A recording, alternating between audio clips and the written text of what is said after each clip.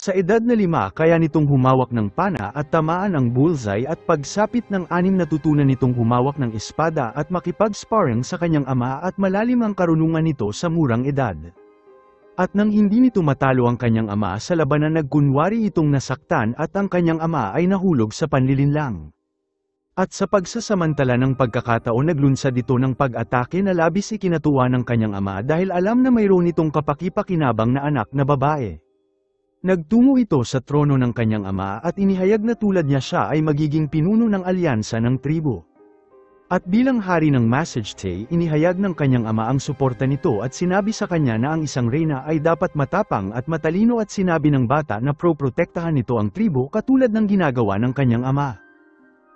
At sa gabing yun nagkaroon nito ng isang bangungot at isang leon na nagliliyab ang papalapit sa kanya. At habang malapit na siyang lamunin ng buo ang kanyang ina ay namatay sa panganganak nang siya ay maliit pa kaya nagtungo ito sa kanyang ama sa takot. Hinawakan siya ng kanyang ama ngunit wala itong lakas upang protektahan ang kanyang sarili dahil ang mga kasama ng kanyang ama ay nagsama-sama upang ipagkanulo siya. At sa pagkuha nito sa kanyang espada nakipaglaban nito kasama ang kanyang ama ngunit mas maraming dumating na kalaban. At sa kritikal na sandali inutusan ng kanyang ama ang pinagkakatiwalaan nito na kunin ang bata at tumakas at iniwan ang kanyang sarili upang pigilan ang mga umaatake. At kahit pa ang matinag na hari na kinatatakutan ng mga lobo ay laman at dugo pa rin at madaling natalo ng matatalim na sandata. At sa gabing yun nagliyab ang apoy sa kalangitan sumakay ito sa likuran ng kabayo at kung saan sila magtungo ay sinundan sila ng mga ito. Hindi sila huminto hanggang sa pagsikat ng araw at nagtatago sa malalim na kagubatan at ang delikadong lupain na ito na isinumpa ng mga tao sa grassland ay nagtataglay ng mga nakatagong katotohanan sa pagpatay sa kanyang ama. At sa mga panahon na yun ang pinakamakapangyarihang puwersa sa gitna ng grassland ay ang Khwarasmian at sila ang mga balasyo ng imperyo ng Persia na may nabuong produktibidad mula sa mga patubig ng lupang sakahan at pag-aalaga ng mga hayop. Dalawa sa mga dating nasasakupan ng kanyang ama ay sina Khaves at Curtin at sinubukan na hikayatin ng kanyang ama na makipagkalakalan sa mga Khwarasmian ng asin at tela. Ngunit matapos itong tanggihan ng kanyang ama si Khaves at Curtin ay nagpasya na patayin siya. Si Thomiris ay pinalaki ng pinagkakatiwalaan ng kanyang ama na tiyuhin ito at ang nag-iisang layunin nito sa buhay ay makapaghiganti. At sa gitna ng kagubatan ang kanyang maliit na katawan ay nagsanay ng walang humpay sa pamamana. At dahil nawala ang kanyang ama ang batang babae ngayon ay kayang humawak ng pana na wala na ang kanyang tulong. At sa oras na naging dalubhasa ito siya ay nasa 8 gulang na ngunit tila ang kanyang paghihiganti ay nasa malayo pa rin. At sa tuwing magtatanong ito kung kailan sila lalaban sinasabi lamang ng kanyang tiyuhin na ipagpatuloy nito ang pagtitiis. At isang araw dahil hindi na makapaghintay nakita ni Thomiris ang kanyang tiyuhin at sinabing nais niyang patayin si Khaves bago pa ito tuluyang tumanda. Tumugon ang kanyang tiyuhin at sinabi na nababalot ito ng pagkamuhi at si Thomiris ay pagod ng magtago at tumanggi na manatili pa sa lugar. Lumabas ito sa kagubatan mula nang makulong siya sa matagal na panahon sa unang pagkakataon. Ngunit sa araw na yun muli nitong napanaginipan ang leon na may pakpak mula sa kanyang pagkabata na tila nagising ito sa impyerno. At sa pagkakataon na ito ang halimaw ay mas mabangis at naamoy nito ang papalapit na amoy ng kamatayan. Nagmadali ito pabalik sa kagubatan sa takot at nakita ang kampo na inatake. At lahat ng babae ay dinukot at ang kanyang tiyuhin at mga tauhan nito ay pinatay. Ang kanyang tiyuhin na kumapit sa huling hininga nito ay humiling ng tawad sa kanya dahil hindi nito naprotektahan ang kanilang pamilya. Muli itong nilamon ng puot at nag-iisa nitong sinundan ang mga umatake at determinadong tambangan ang grupo sa daan. At sa pagharap sa grupo naglakas loob itong lumaban sa pamamagitan lamang ng pana at palaso at ang kanyang mga galaw ay pambihira at nakikipaglaban ng walang ingat. At sa grassland ang mga natatakot na matalo ay hindi kailanman nananalo at ang mga natatakot sa kamatayan ay hindi makakatagpo ng magandang wakas. Ang pinuno ng grupo ay pinatomba siya ng ilang beses ngunit ang dugong umaagos sa kanyang katawan ay muling nag-apoy sa mabangis nitong kalikasan. At sa sandali ng buhay at kamatayan kinuha nito ang isang sirang kahoy mula sa lupa at itinusok ito sa noo ng lalaki. At sa pamamagitan ng kanyang sariling lakas nilipol nito ang buong pangkat at ipinaghiganti ang kanyang tiyuhin. Sumakay si Thomiris sa kanyang kabayo at ang sugat sa kanyang katawan ay pumipintig sa sakit at hindi nagtagal ay nawalan ito ng malay sa labis na pagkawala ng dugo. Dinala siya ng kanyang kabayo sa teritoryo ng Savadragon tribe kung saan iniligtas siya ni Sardana na siyang anak ng pinuno, ngunit ang kanyang pinsala ay masyadong malubha at kahit ang pari ng tribo ay walang magawa. At matapos na gawin ang lahat ng makakaya nila, ang iba ay nasa kapalaran na. Ngunit kung ito ay nakasalalay sa kapalaran, siya ay namatay na ilang taon nang nakalipas at dahil sa pagnanais nito na makapaghiganti ang kanyang katawan ay himalang nakabawi pagkatapos ng ilang araw na walang malay. Ang pinuno ng tribo ay dating kaibigan ng kanyang ama kaya pumayag ito na bantayan ito upang lumayo sa mga gulo. Upang magplano ng kanyang paghihiganti, wala itong pagpipilian kundi ang magtiis ulit. Lumipas ang 10 taon bago ito bumalik sa labas ng mundo at iginagalang ng mga tribo sa grassland ang lakas ng militar at isinasabit pa ng mga ito ang ulo ng mga tao sa kanilang kabayo. Pinaliwanag ni Sardana sa kanya na ang isang matapang na lalaki ay mapapansin lamang ang isang uri ng babaeng mandirigma at tiyak na dapat nitong angkinin ang buto ng 3 kalaban. Nagtanong si Thomiris kay Sardana kung may asawa na ba ito. Tumugon si Sardana na mayroon nitong sapat na buto para pakasalan, ngunit walang mandirigma ang karapat-dapat sa kanya. Pagkatapos ay nagtanong ito kay Thomiris kung ilan na ba ang kalaban na nilabanan nito. Tumugon si Thomiris at sinabing sapat na para magkaroon siya ng 2 asawa. Ang dalawa ay nakatakda na maging matalik na magkaibigan at sa tulong ni Sardana mabilis na umangkop si Thomiris sa ganitong paraan ng pamumuhay. At bawat gabi ang bonfire ay puno ng tawanan at paminsan-minsan pakiramdam nito ay nababagay siya sa bawat sandali. At sa mundong ito wala na itong natitirang pamilya at sa gayon ay nawalan ito ng kakayahan na magsaya dahil sa pagnanais nitong makapaghiganti. At sa bawat araw sa kanyang buhay sumasakay ito sa kanyang kabayo at hinahayaan ang hangin na dumampi sa kanyang kaluluwa at pansamantalang nakakalimutan ang pagnanasa sa paghihiganti. At sa huli humihiga ito sa isang disyerto na lugar at iniisip ang kanyang ina habang nasa sabik sa kanyang ama. At sa kaparehong oras lihim na nanumpa si Thomiris na babawiin ito ang lahat ng pag-aari ng kanyang ama at paulit-ulit niya itong pinapaalala sa kanyang sarili. Naghintay ito sa tribo ng ilang taon at patuloy na pinapalakas ang kanyang kasanayan sa pakikipaglaban at sama-sama sa mga mandirigma sa labanan. Madalas nilang sinasalakay ang mga teritoryo ng Quarsmian sa pamamagitan ng pagsunog at pagpatay pati na pagnanakaw, at doon ito napagtanto kung gaano kadaming bata ang nawala ang lahat sa kanila at siya ay kabilang sa mga ito. At isang araw ang tagapagmana ng Savadragon tribe ay isinilang at ang mga pinuno sa lahat ng tribo ay dumating para bumati. At kabilang sa kanila si Kaves at Curtin na pumatay sa ama ni Thomiris at tumatawa sa pagdiriwang. Ang kanyang mata na matalas na parang palaso ay tila nakatusok sa buto ng kanyang mga kaaway. Ang puso ni Thomiris ay nag-aalab sa galit na ipaghiganti ang kanyang ama, ngunit hindi pa ito ang tamang oras. Nakilahok ito sa isang kompetisyon at ang nagwagi sa laban ay si Argon na anak ng pinuno ng Great Black na tribo. Nagsimulang isipin ni Thomiris kung nakakuha na ba ito ng sapat na ulo upang magsilbi bilang nobya. Nagpakita rin ito sa horseback event at kahit pa tumira ng nakatalikod kaya pa rin itong tamaan ang kanyang target.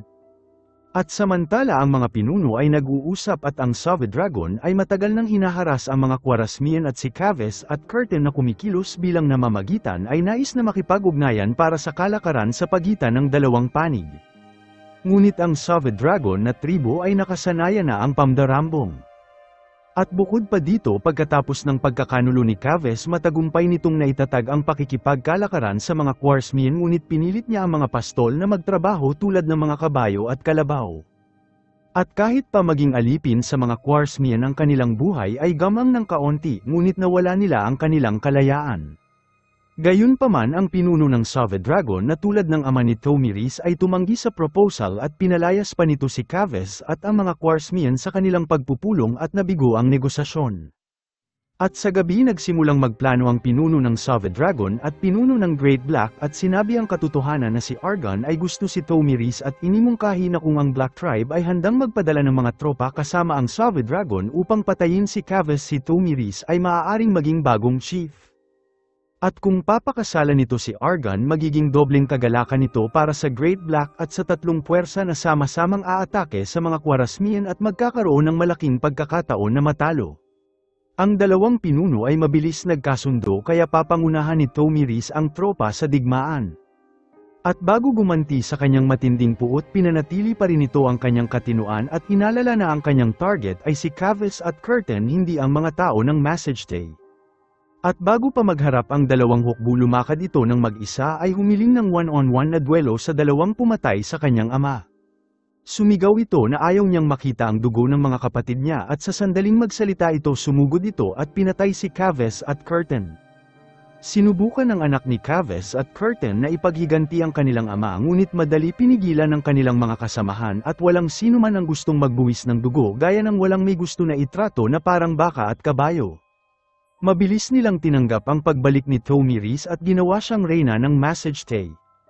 At pagkatapos ng 20 taon sa wakas nakabalik ito ng may karangalan at ang kanyang ama ay makakapagpahinga ng may kapayapaan. Ang balita ng pagkapanalo sa digmaan ay mabilis na kumalat dahil nanalo ito sa digmaan nang hindi nabawasan kahit isang sundalo, ngunit ang landas sa tila pagiging isang Diyos nito ay hindi pa nagtatapos. Ang Savage Dragon at Great Black pati na rin ang Massagetay sa ilalim ng kanyang utos ay nagsama-sama upang umatake sa mga Khwarezmian. Ang mga Khwarezmian ay may sistemang kaalyado sa imperyo ng mga Persya at ang kanilang mga mandirigmang karawahe ay may sapat na kagamitan na protektado ng baluti at ang lakas ng kanilang militar ay sapat na upang lipulin ang anumang tribo. At sa kabaliktaran, ang kanyang sariling hukbo ay walang iba kundi ang kanilang laman at dugo lamang. Ngunit hindi sumuko si Tomiris dahil ang cavalry ng Grassland ay hindi basta-basta at ang kasaysayan ay puno ng labanan kung saan tinalo ng maliit na puwersa ang mas malaki at nahati ang linya ng kalaban. At sa pangalawang pag-iisip, ang pinakamakapangyarihang karawahe ay target lamang ng mga bihasang mangangabayo at ang mabigat na baluti ay magpapabagal lamang sa kanilang mga kabalyero. Bagamat ang agwat ng lakas ng militar ay malaki sa larangan ng digmaan, ang kalooban ng tao ay maaari pa rin manaig sa kapalaran. Ginamit ni Tomiris ang kanyang sarili bilang bitag at isang maliit na hukbo ang umatake sa mga Khwarezmian, pagkatapos ay nagkunwari itong mahina at umatras. Kinuha ng mga Khwarezmian ang bitag at walang humpay na humabol at matapos na maakit ang kalaban sa kanilang teritoryo, nagtatag si Tomiris ng ambush sa magkabilang panig at umulan ng palaso. Nagpahina ito sa depensa ng mga Khwarezmian at nang dumating ang pangunahing puwersa ng kalaban, ang kabalyero ni Tomiris ay naglunsad ng isang buong pananambang mula sa magkabilang panig. Ang mga tropa na nagkunwaring umatras sa umpisa ay tumalikod at muling sumalakay. Nagsanib ang dalawang puwersa sa isa at naglunsad ng isa pang frontal na pag-atake sa mga Khwarezmian. At sa sandaling magsimula ang laban, ang lugar ay isang magulong misa at ang lahat ay lumaban ng marahas. Si Tomiris ay hindi mapigilan at tila naging isang makinang pampatay na nahubog sa Grassland. Ngunit si Argon ay naiiba at kahit sa kaguluhan ng malaking hukbo, ang kanyang kabaliwan sa pag-ibig ay hindi nito mapigilan. Sinamantala nito ang pagkakataon, lumaban sa tabi ni Tomiris at naghahanap ng matatamis na sandali sa gitna ng bundok ng mga bangkay. Muling nanalo si Tomiris ng malaking tagumpay at ang kapistahan ng pagdiriwang ay ang naging kasal nila. Ang dalawang tribo ay naging isa at alam ni Tomiris na ang kanyang pundasyon ay hindi pa rin matatag, kaya inimungkahi nito na silang dalawa ang mamumuno ng magkasama. Ang isang lalaki na nakakaunawa sa kanyang lakas ay tunay na magmamahal sa kanya at ang isang lalaking tunay na nagmamahal sa kanya ay hinding-hindi siya pababayaan. Humakbang si Argon at idiniklara na mula sa araw na yon ang taong bayan ang kanyang kaluwalhatian at kanyang laman at dugo, habang lumingon kay Tomiris at sinabing ang lahat ay nasa kanya na. At mula sa mga sandaling yon, ang dalawa ay hindi mapaghiwalay at nakilala ang reyna na si Tomiris. Pagkatapos ng kanilang kasal, isinilang nito ang isang anak na lalaki para kay Argon, at sa asawang katulad ni Argon, ang pagiging asawa at ina ay hindi sumasalungat sa pagiging reyna. Ang kanyang anak na katulad niya na lumaki sa likod ng kabayo ay pinalaki niya sa katulad na paraan kung paano siya pinalaki ng kanyang ama at pinasa ang lahat ng alam niya sa sumunod na henerasyon. Ngunit ang mapayapang mga araw ay hindi nagtagal at ang Grassland ay muling nahulog sa kaguluhan. At sa una bumuhos ang alon ng mga refugee na nagmamakaawa sa masisilungan at nang magtanong kung bakit isiniwalat nila na si Cyrus na nagtatag ng imperyo ng Persia ay sinimulan ng kanyang kampanya upang pag-isahin ang gitnang silangan. At kung saan mapunta ang kanyang hukbo tanging mga bangkay lamang ang iniiwan ng mga ito. Si Cyrus ay determinado na maging hari ng mga hari at habang si Thomiris at Argon ay patuloy na tumatanggap ng refugee naramdaman nito na ang isang labanan kay Cyrus ay hindi maiiwasan. At sa gabing yun napanaginipan ulit nito na wala siyang pag-asa at ang leon ay bumalik sa kanyang upang kunin ang mga mahal nito sa buhay. At sa sumunod na umaga dumating ang mga sugo mula kay Cyrus at gustong makipag-alyansa kina Argon at Thomiris at inimbitahan si Argon sa Babylonia sa mga detalye ng pag-uusap. Binalaan ni Thomiris ang kanyang asawa dahil nasakop na ni Cyrus ang Babylonia at wala na itong dahilan para pakialaman ang kanilang maliit na tribo. Ngunit inisip ni Argon na ang imbitasyon ay tanda ng isang paggalang at hinimok siya ni Thomiris na huwag magpalinlang sa matatamis na salita. Nakipagtalo si Argon na iniisip lamang nito ang kasalukuyan ngunit iniisip niya ang landas na haharapin nila. Nagpasya ito na magtungo sa Babylon upang kausapin si Cyrus at dalhin ang kanilang anak at determinado ito na umalis. Si Thomiris ay may masamang pakiramdam ngunit kung wala ang ebidensya hindi niya ito mapipigilan. At bago ang kanilang pag-alis paulit-ulit nitong binalaan si Argon na mag-ingat sa mga Persian at sinabing ito ang unang pagkakataon na magkakalayo sila at mamimiss niya ito sa bawat sandali at sinabi ni Argon na babalik ito ng ligtas sa kanya. At nang dumating si Argon at ang kanyang anak sa Babylonia inalok siya ni Cyrus ng kayamanan at kaluwalhatian sa kondisyon na ang mga tao sa grassland ay sisuko sa imperyo ng Persia. Tumanggi si Argon sa lugar at siya ay likas na tapat kaya naisip nito na kahit sumiklab ang digmaan lalaban si Cyrus ng patas sa kanya. Kaya naman dumalo ito sa kapistahan ni Cyrus nang walang anumang pag-iingat. At sa gabing yun ang mag-ama ay nalasing nang biglang isang grupo ng mga sundalo ang biglang dumating at nagsimulang pumatay ng hindi nagsasalita. Ang pagkain at alak ay nagpahina sa mga tauhan ni Argon at sa ilang sandali ang lahat ay napatay sa Babylon at ang mag-ama ay tumingin sa isa't isa at ang kanilang mga mata ay puno ng panghihinayang sa kabiguan na protektahan ang isa't isa. Naniniwala si Cyrus na sa pamamagitan ng pagpatay kay Argon at pakasalan si Thomiris ay madali nitong makokontrol ang pinakamakapangyarihang tribo sa grassland.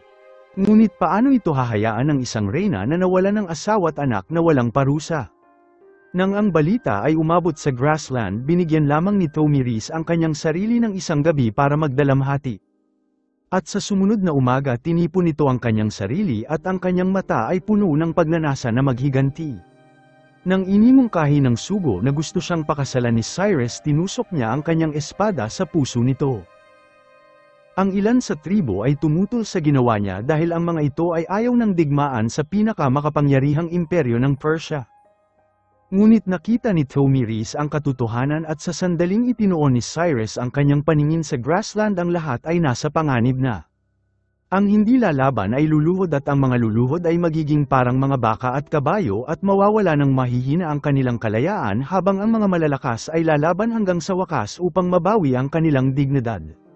Pinagsama nito ang lahat ng puwersa at formal na nagdeklara ng digmaan kay Cyrus.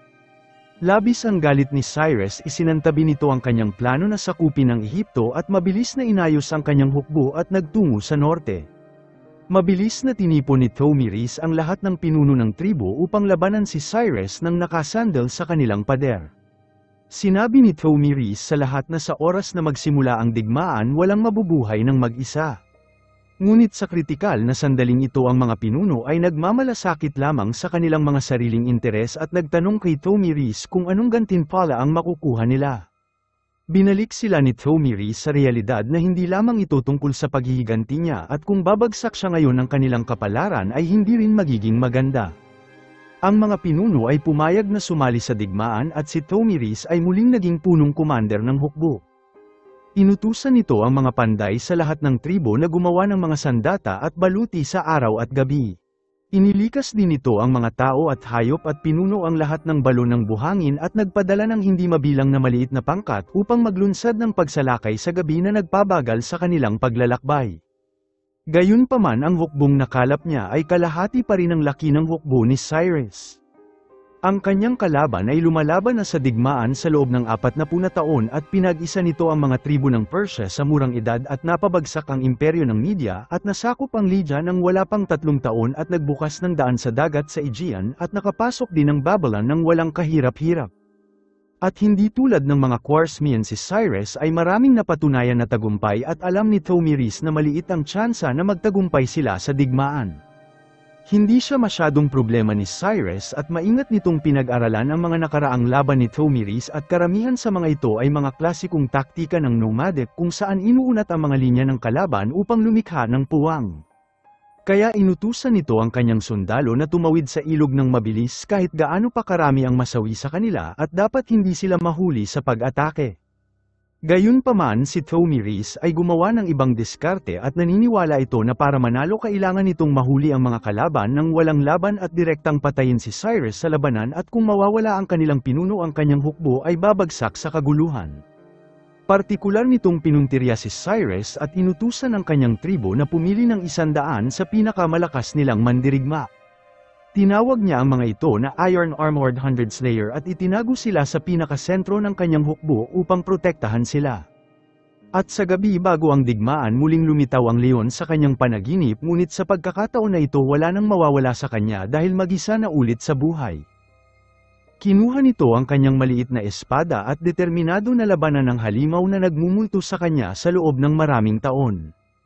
Hindi nito hinayaan isumpa siya ng halimaw mula sa impyerno na palaging nagmamasid sa kanya at sa totoong buhay matagal na nitong pinatay ang kanyang sariling takot.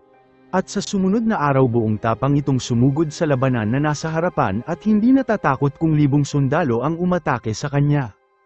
At hawak ang pana at espada wala itong kinatatakutan at ang kanyang kabalyero ay umatake sa hukbo ng Persia mula sa magkabilang gilid at sinusubukang hatiin ang linya ng kalaban. Pagkatapos ay muli siyang gumawa ng panlilinlang at muling umatras ngunit ang hukbo ng Persia ay hindi sumunod ng walang humpay at sinira ang kanilang linya gaya ng inaasahan niya.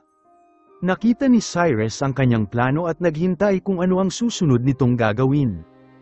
Ang pag-ikot ng kabalyero ni Thomiris ay naging hugis alakdan na umatake sa mahalagang bahagi ng kalaban. Ang hukbo ng Persia ay napunta sa kaguluhan at ang Iron Armored Hundred Slayer na tulad ng isang matalas na patalim ay sumugod sa mga sandaling yun at tumulak ng malalim sa linya ng kalaban upang kunin ang ulo ni Cyrus. Nakita din ni Cyrus na siya ang target ni Thomiris at mabilis na pinadala ang kanyang tauhan upang umatake. Ngunit ang Iron Armored ang pinakamahusay sa lahat at walang humpay silang sumugod at papalapit ng gusto kay Cyrus. At si Sardana na pinakamamahal na kaibigan ni Thomiris ay isinakripisyo ang kanyang sarili sa labanan na ito. At sa sandaling bumagsak ito may kumuha sa kanyang sandata at nagpatuloy na makipaglaban. Hindi kaya ng mga tao ng Grassland na matalo sa labanan na ito at kung aatras sila ang tahanan sa kanilang likuran ay masisira at ang kanilang mga anak at apo ay magiging alipin at hindi na nila matatamasa ang malayang mundo. At sa mga puntong ito sinabi ng tauhan ni Cyrus na ang kalaban ay papalapit na sa kanila at inimungkahi na umatras ito saglit sa ligtas na lugar. Ngunit tumugon si Cyrus na hindi ito tumatakas sa mga kaaway at hindi ito natatakot na mamatay. Maraming dahilan para sa kanyang pagkatalo at marahil ito ay dahil personal pa rin niyang pinamumunuan ang hukbo sa edad na mahigit 70 taong gulang at marahil ay minamaliit din ito si Thomiris at hindi pinansin ang diskarte ng mga taga-Grassland. Ang hari na nakipaglaban sa buong buhay niya at hari ng Babylonia ay winakasan ang kanyang buhay sa napakadaling paraan. Ang kanyang ulo ay pinutol at itinapon sa isang bag at mabilis na pindala kay Thomiris at nanalo ito sa digmaan. Kung binago ni Cyrus ang mga hangganan ng panahon muling hinubog ni Thomiris ang mga hangganan ng kaluluwa. Ang kanyang alamat ay nabubuhay hindi lamang sa mga makasaysayang monumento kundi pati na rin sa bawat bitak kung saan winasak niya ang mga tanikala ng kapalaran. Salamat sa panunood. Kung nagustuhan mo ito huwag kakalimutan mag-like at subscribe para sa mga susunod pa nating movie recap.